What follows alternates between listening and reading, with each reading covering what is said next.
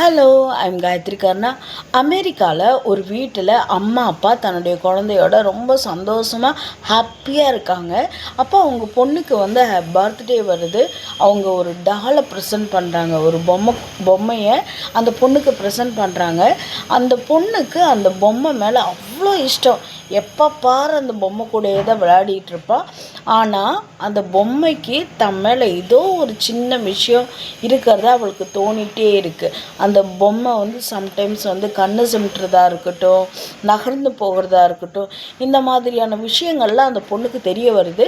தன்னோட பேரண்ட்ஸ் கிட்ட சொல்கிறாங்க, அதெல்லாம் அப்படி இருக்காது, நீ பயந்துக்காத அப்படிங்கிற மாதிரி சொல்கிறாங்க. இதெல்லாம் சும்மா உன்னோட கற்பனைகள் அப்படின்னு சொல்லிடுறாங்க. சரி, அவளுடைய ஹாஸ்டலுக்கு அந்த பொம்மையை எடுத்துட்டும் போயிடுறா. போனதுக்கப்புறம் தன்னோட ஃப்ரெண்டுக்கிட்டேயும் சொல்கிறா, இந்த பொம்மை அமானுஷமாக ஏதோ பண்ணுற மாதிரியே எனக்கு தோணுது அப்படிங்கிற மாதிரி சொல்கிறா. அந்த பொண்ணு அதை நம்பவே இல்லை. சரி, டெஸ்ட் பண்ணி பார்க்கலாம் அப்படின்னு சொல்லிட்டு பொம்மையை ரைட் சைடு வைக்கிறாங்க. அதுக்கப்புறம் கொஞ்ச நேரம் கழிச்சு பார்த்தா லெஃப்ட் சைடு இருக்குது. இன்னொரு நாள் பார்க்குறாங்க, வச்ச இடத்துலேருந்து கட்டில் மேலே ஏறி உட்காந்துருக்கு. இது கூட பரவாயில்ல.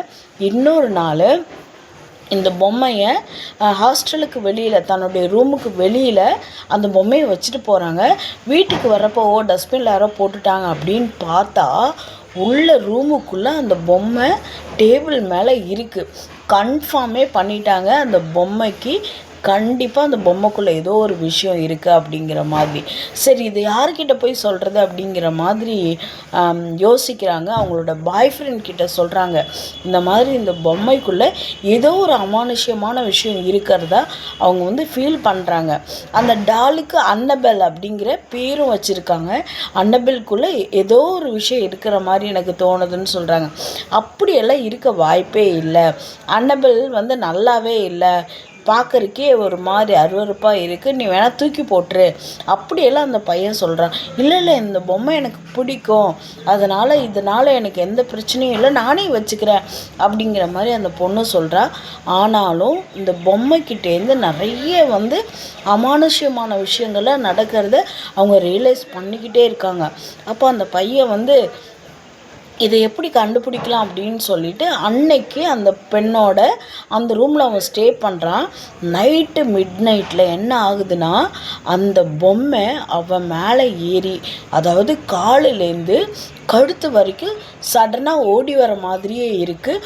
ஓடி வந்தது இல்லாமல் கரெக்டாக அவனுடைய கழுத்தை நல்லா பிடிச்சதுக்கப்புறம் அவன் தன்னுடைய கேர்ள் ஃப்ரெண்டை எழுப்பணும்னு நினைக்கிறான். ஆனாலும் எழுப்ப முடியலை. இப்படியே என்ன பண்ணுச்சு, அந்த பொம்மை அவனை நல்லா பயமுறுத்தி விட்டுருச்சு. எழுப்ப ட்ரை பண்ணுறா, சத்தம் போட பார்க்குறா, ஆனால் பொம்மை நல்லா கெட்டியாக பிடிச்சிருச்சு.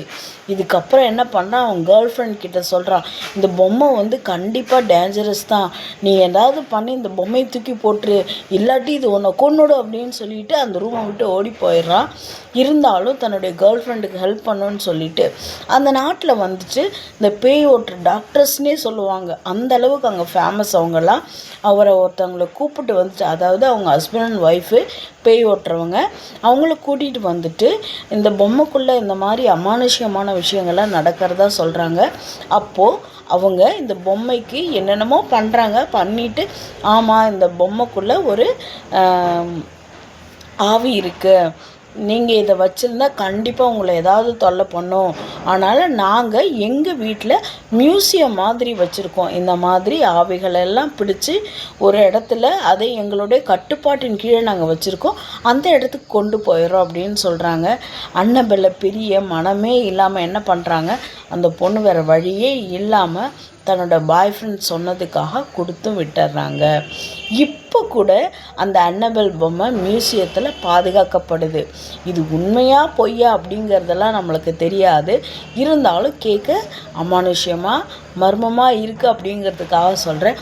இந்த கதை உங்களுக்கு பிடிச்சிருந்தால் லைக் பண்ணுங்கள், ஷேர் பண்ணுங்கள், கமெண்ட் பண்ணுங்கள். தேங்க்யூ.